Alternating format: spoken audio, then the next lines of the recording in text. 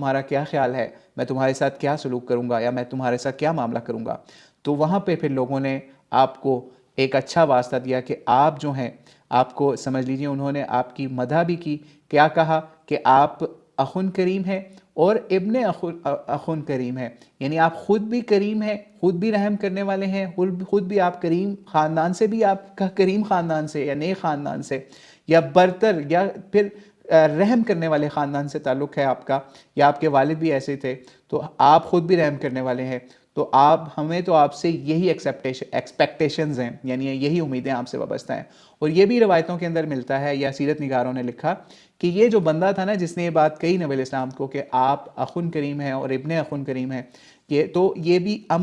समझ लीजिए ये जो बंदा था ना सुहेल बिन अमर था। और सुहेल बिन अमर वही बंदा था जिसने सुलह हुदैबिया के मौके के ऊपर नबी इस्लाम से बहुत बहस करके या फिर नबी इस्लाम के साथ शराइत तय की थी